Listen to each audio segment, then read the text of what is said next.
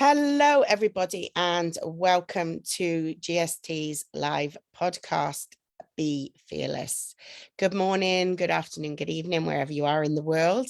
I'm so glad that you were able to join us here live today. And if you are watching the replay, please put hashtag replay so we can see that you watched it. So today is episode 2 of our podcast, Be Fearless. Last week we had our guest speakers, Justin and Maria, and we'll be welcoming another guest speaker today. I've got Maria sitting here. Hi, Maria. How are you? Hi, Lisa. I am great. How are you? Oh, I'm very glad. I'm very well this morning, and I'm very glad that you're here with us. I'm looking forward to this chat. I've been looking forward to it for a long time. So, what I wanted to say is I wanted to tell everybody a little bit about me, the host, because I know they might not know me. I'm Lisa, and I'm a primary school teacher, and I taught in classrooms for 23 years. But now I support people to help support their home learning in their home. So whether that's homework or homeschooling. And I'm also an illustrator. Children's book illustrator and an artist, and I'm working with a wonderful author called Jam Veratonga, and we're looking forward to bringing out a series of books starting in the middle of June. So that's a little about me. So Maria is our G.S.T guest speaker today, and she is amazing. I find her so inspiring and motivating, and I am lucky enough to call her a dear friend of mine. So before we dive into the discussion today, I'm going to let Maria introduce herself and tell you about what she does to help others. Okay. Hi, Maria. Hi, good morning, good afternoon, good evening, wherever you are. My name is Maria, and I am based in Japan. Well, how do I help to bring change into the world? Due to my own personal experience, I've been through a lot of, let's call them challenges, life challenges. So every time I went into a challenge, I needed to kind of figure out ways to deal with the challenge by myself, unfortunately, due to the culture in which I live in, due to the system. So I needed to become really resourceful and find ways to improve my own life, and at the same time, the life of other of those around me, especially my family. My family is one of my core values. So I got myself into coaching. I got myself into all types of therapies that could help you deal with your struggles, personal struggles, and it's fun. It's a lot of fun. So usually when I sit down with a person, I identify what she's struggling with that's in that specific moment, and then we create a strategy. Because for some people might work CBT, for other people might not, depending of what you're dealing with at that specific time. And for some people, coaching might be just the perfect tool I can use to help them create strategies. So it's case by case, person by person. That's how I go about it. Thank you for sharing that with us, Maria. And you do wonderful things to help people to find a solution in their life. Thank you for telling us that. So I wanted to dive in to the first question. Is that okay with you? Yes. Okay. Maria, can you please tell us about a time when you have experienced fear that then prevented you from doing something that you wanted to do or something that you knew you should do? Okay, I can recall actually a situation that repeated itself. I think I've started to become aware of myself when I was about 19 to 20. So, for example, I used to go in the supermarket with my ex-husband, and I was so fearful of expressing what I would like to buy. I would walk behind him. I would look at the vegetables. I would look at things I wanted, but I was so afraid to tell him, this is what I want. This is what I would like to buy. I now looking back, I never reflected upon this question. Usually I reflect upon the times when I was fearful and I did it anyway. But I remember those moments when I felt so small inside. I felt so ashamed. I felt like I better not say anything because I don't want to upset this person. So I'm going to go with the flow and I'm going to allow him to buy what he thinks is needed. And most of the times he would buy things that I wouldn't need. I was the one cooking most of the times. And I would feel very frustrated and I would question myself, why is it that I don't have the courage to tell him, I want this or I want that?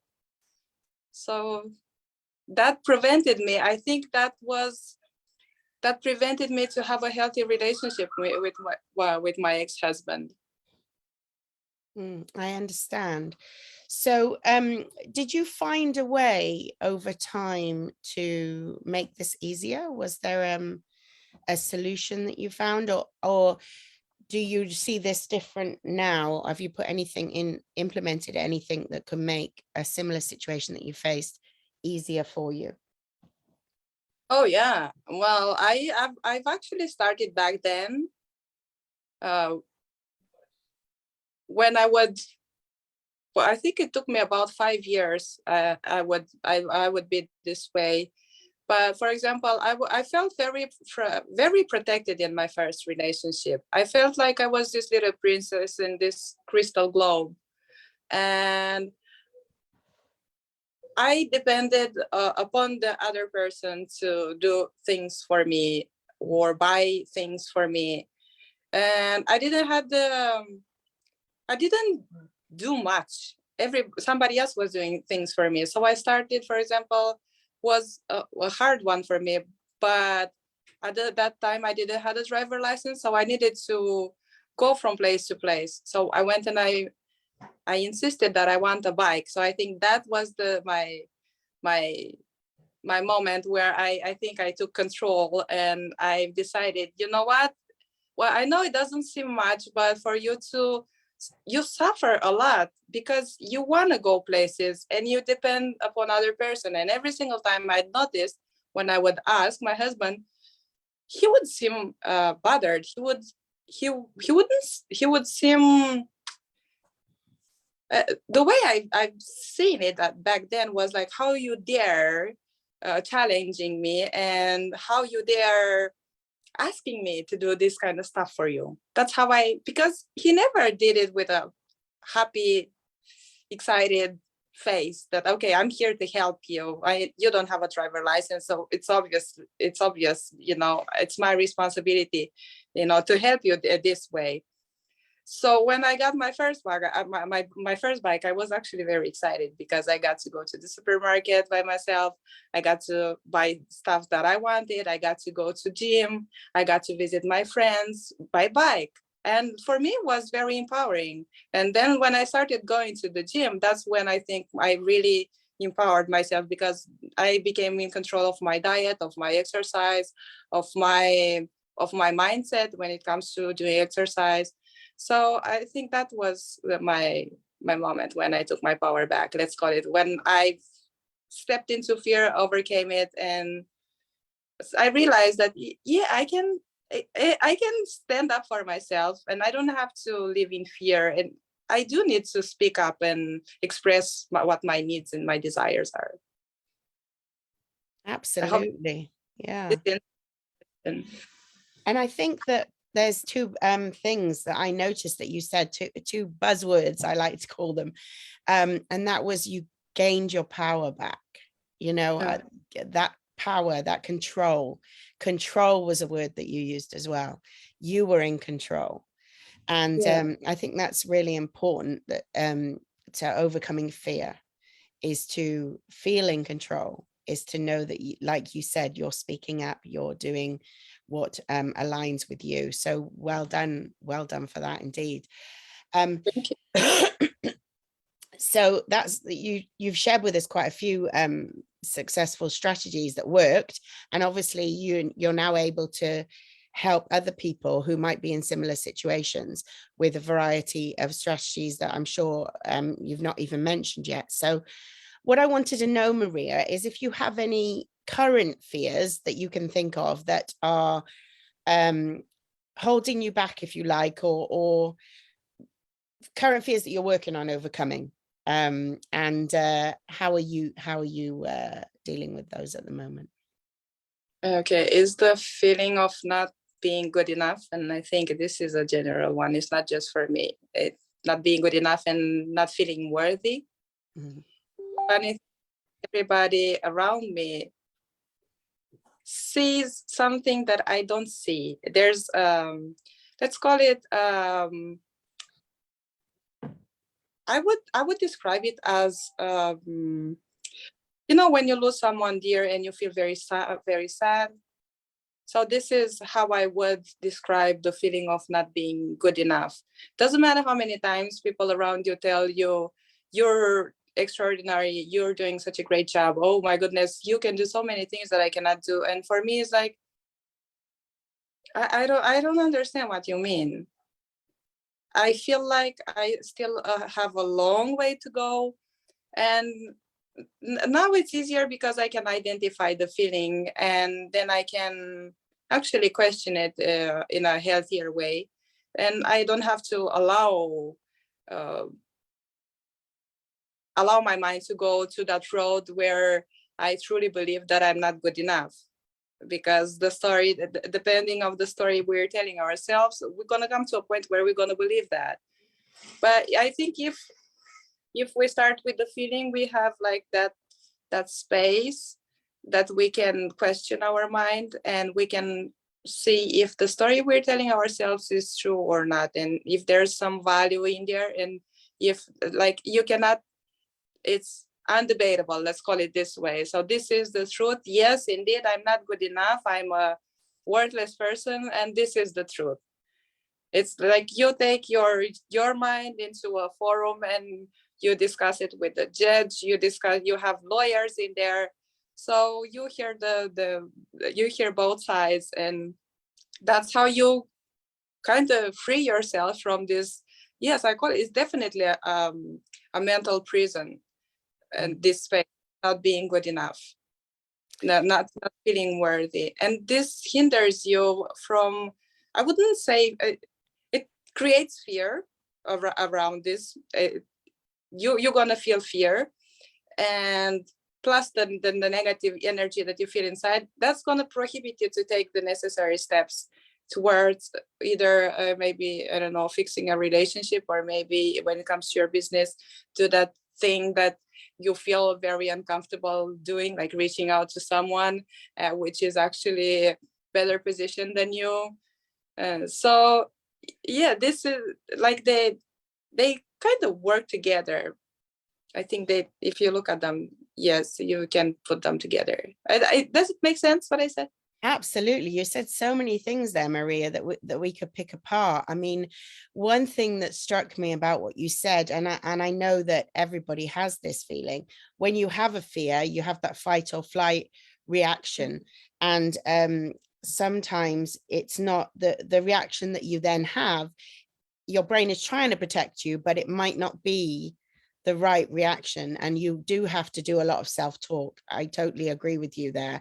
And I think what's interesting is it made me think of that age-old thing that you hear coaches say, and counselors and anybody who helps people, that you cannot help yourself as well as somebody else from the outside can help you looking in, because sometimes we can get so fixed in our thoughts that when we take it to the judge and the jury are on the opposition side instead of our own, and we have to be mindful of the fact that we need to be our best advocate, and we need to be looking for a realistic balance, not always the positive, but certainly not always the negative, and just find a balanced argument for it. So that's really what I took from what you say. I think all of us have a battle with that somehow. Some people are very quick to get over it because they've practiced for many years. But I certainly know that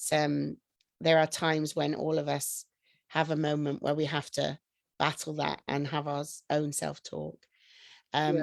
Thank you for sharing that, Maria.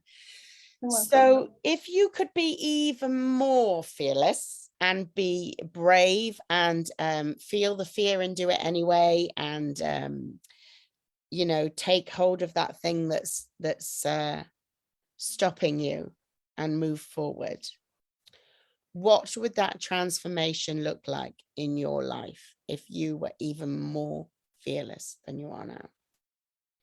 Oh, I would say that from my perspective, I would say that if I were to take the steps and feel the fear and do it anyway, right now in the position where I'm standing, I would say I would become a mean person. Okay, so stay with me here because I'm going to explain what I mean by that. So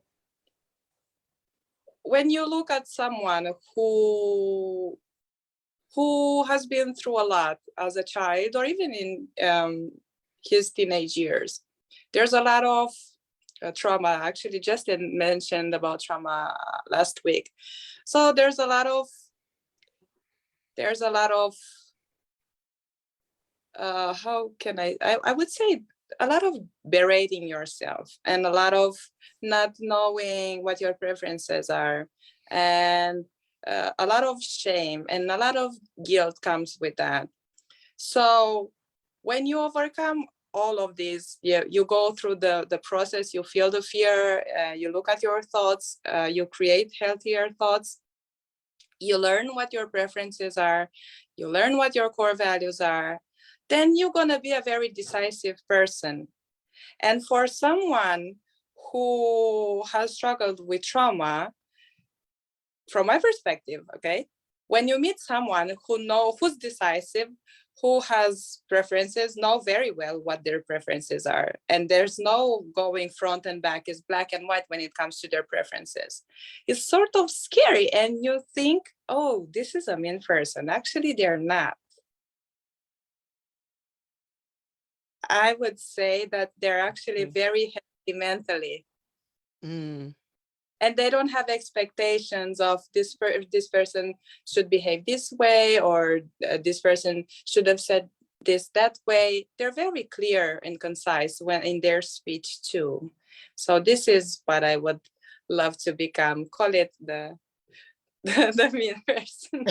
I understand what you're saying. Do you think that perhaps as well, you know, this can be misinterpreted? Yeah, it's almost so like a confidence that's misinterpreted, if anything. Yeah, I would. That's how I. That's a person who goes through a lot in the childhood in their life.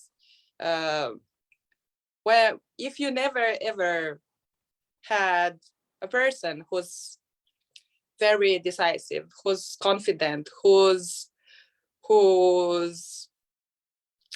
with her feet on the floor, on the ground, you when you meet these people, you're gonna have like, I call it the culture shock, but mentally, okay, because you had never ever seen something like this or someone behaving like this, because usually the ones who surrounded you, they have their own issues, their own problems, and you can observe other people, the successful people.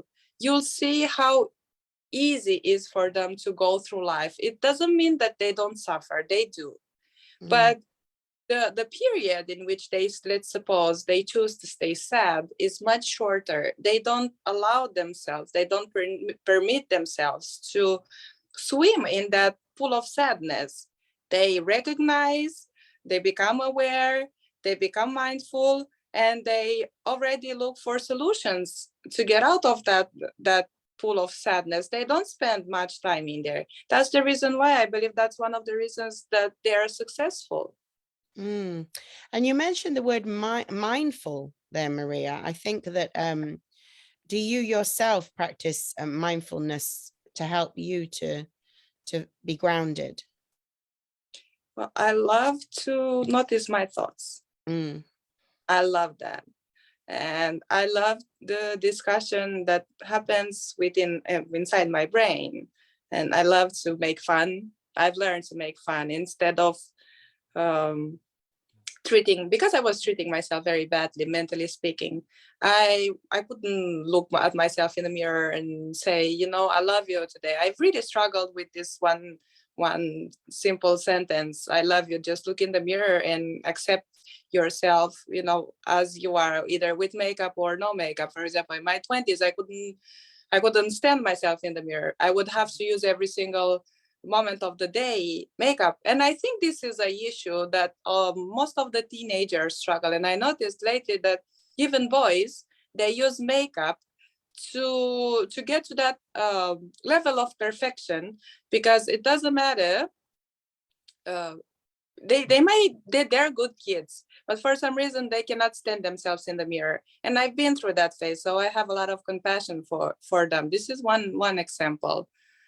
um does it make sense what I'm saying? Absolutely. And I think that the added difficulty as well with younger people today and youth is that we've got, you know, filters and all sorts of things on the internet, and it always appears like people are having a much better life than you know, and appearances can be very deceptive. Like, you don't almost know what's real anymore.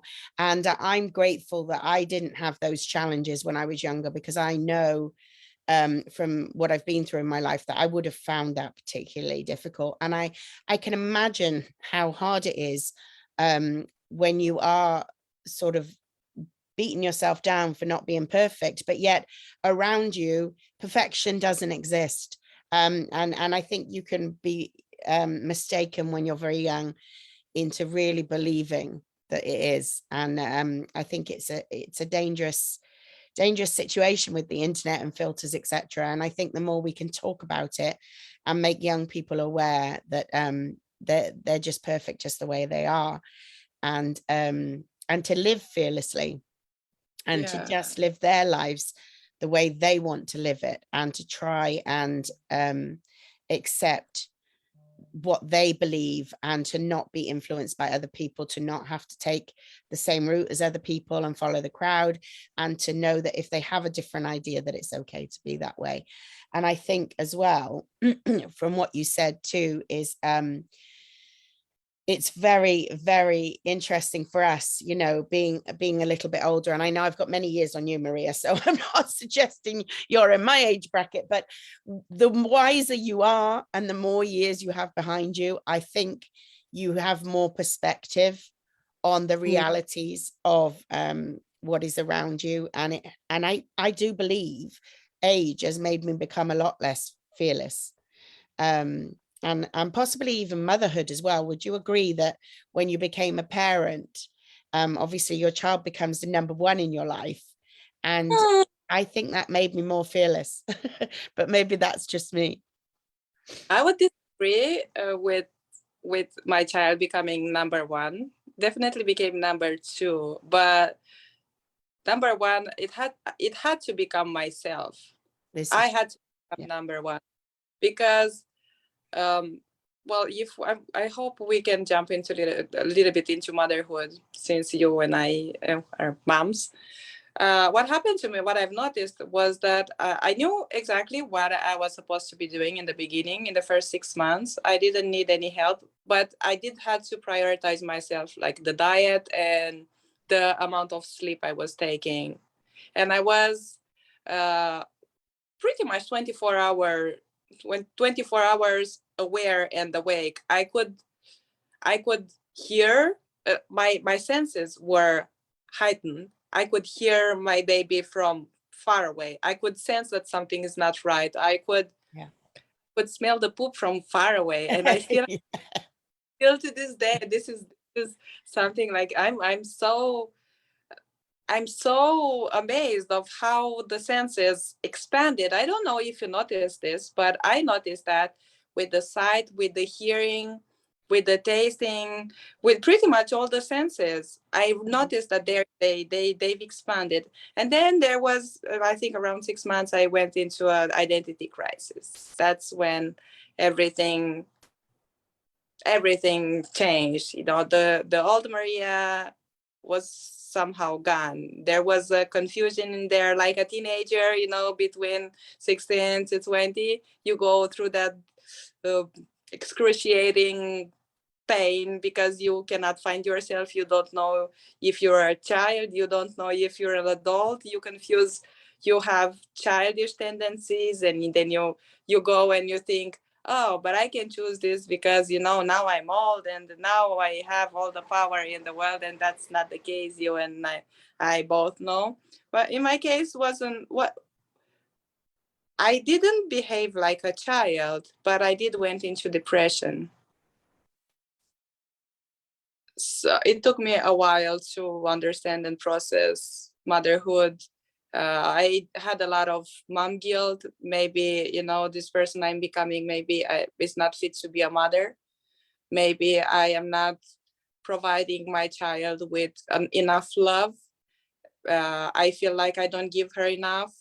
So I've been through this. I kind of guilt trip myself a lot of times. When I would correct her, I would feel, yet I would stand on my feet. Although I sat with the feeling, it was very uncomfortable for me because I couldn't understand, you know, what is love. But disciplining a kid, it's also love. So I didn't understand that it was this conflict, my mental conflict, and I would always speak with my husband, and I would tell him, no, I feel guilty that I've corrected her, you know, that maybe I raised my tone of voice a little bit. I didn't like that, and I would cry and I would apologize and I would ask for forgiveness while she was asleep. So that kind of helped me to this day. It's interesting because you almost experienced fear as a result of becoming a mother. You know, you were fearful that you weren't doing things correctly. Yeah. I mean, what I take from this, and it's so interesting to get different people's perspective. For me, having been in education and working with children my whole life, when it was my child, I felt like, right, I'm comfortable with this. This is my child, you know, and I sort of felt like I knew what I was doing. So I almost became, you know, more fearless, like I said. But what's interesting is fear, it's so individual for people. Like we are in, you know, Global Life Speakers, which is an amazing community. And we are all there to speak out and be in front of the camera and use our voice to talk about what we believe in and to help facilitate change. And it's interesting because every one of us has fear, but it might manifest it in a different way. Like a lot of people are very fearful of getting in front of the camera. And also there's a lot of people in our group who were fearful a long time ago, but now you just wouldn't ever imagine that they were in that place. And I think, and again, seeing you as a mother, you know, with your daughter who's growing up now and about to start school, or she's already going to school, but, you know, about to start the next leg of her schooling, she, you know, and you're just such a wonderful mother and you've gained that confidence. It's so nice to see that we can work through our fears and that we can find those solutions like the ones we've talked about today that can help us, you know. And also if it's very difficult to regulate your thoughts, or if you've tried CBT and it hasn't worked, there are other things out there, and talking and reaching out to people is important, isn't it? Because like you say, you reached out to your husband and told him, and that was your first step to acknowledging, I'm struggling with this. I have one quick question to ask you before we go, Maria. I wanted you to think of one very important piece of advice that you would like to give the audience, that you could tell them how they could move forward towards the fear and not allowing it to stop them from reaching for their dreams. Well, there's a system that I think all of us need to follow. It wouldn't be just for the people out there, including myself, because I think without these steps, it's impossible for you to overcome the fear. So I would start with deciding what you want first. And then we spoke about this last Saturday, identifying your whys, but you have to question yourself why so many times until tears run through your eyes. Because if there's no emotion attached to that specific why, you're not gonna overcome your fear, to be honest, because you need to become aware of your fear. But yeah, without you not knowing like what I want, what's my desire, like what I truly want, identify and questioning yourself several times. Maybe find, I don't know, look for 50, 100 whys until you start crying. That's gonna, this feeling is gonna be so painful and so uncomfortable. Or it can be the positive one. It's up to you. Well, usually I notice that when we experience pain, it's easier for us to move through life and take the necessary towards, I don't know, finding a solution or achieving that goal that we want. It's not painful. I don't think we move that fast. I speak from what I'm observing myself. It has to be very painful for me to do something about it. So when your why becomes that so either painful, positive, or tearfully positive, or tearfully negative, then you don't, maybe, just talk with someone and start talking about, what you want to come. And don't be afraid that people are going to steal your idea, because nobody can do things the way you do them. Yeah, they might copy you, but they're going to be cheap copies, because one thing that you have, since it's your desire, you're going to have authenticity. And that counts So, for a lot. Yeah. And people sense you. When people notice that you're not being yourself. Yeah. And you can hear it in their tone of voice, in their body language, in you notice that. Yeah. So this is what I would suggest. Identify, like, really question yourself, what is it that I really want? And look within yourself, question yourself why, until you feel like, no, that's enough. That is enough. Great advice, because what you're basically saying is step by step, identify, and then question. And that's a really great technique to use in so many ways, isn't it? But why? And then ask again when you get that answer, but why? And ask again till you go so deep into that question until you feel you've really got to the bottom of it.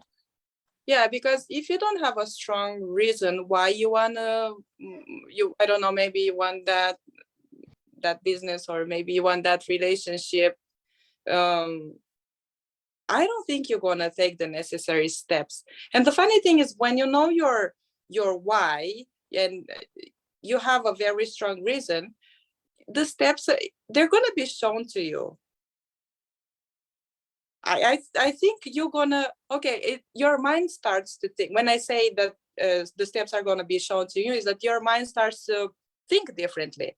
The mind processes things differently, and the mind already starts looking for what is the right action, what is the right next step for me to take in this specific moment that's going to help me reach out that which I'm looking for, that my desire, my goal, my, I don't know, my relationship, or whatever the case may be.